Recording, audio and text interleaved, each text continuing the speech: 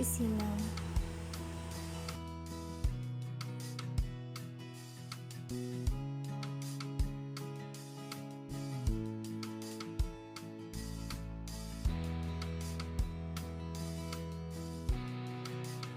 Isa sa matalik na kaibigan ni Maria Clara.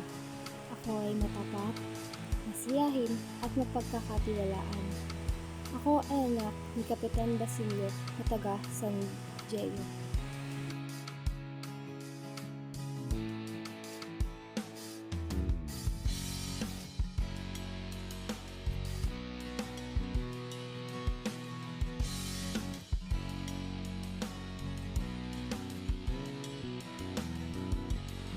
Ako ay mabait, matulungin at masipag. Kahit anuman ang nangyari sa akin ay nanatili pa din ako. Kahit hindi masyadong maganda ang aking kinahitnan ay nanatili pa din akong masaya.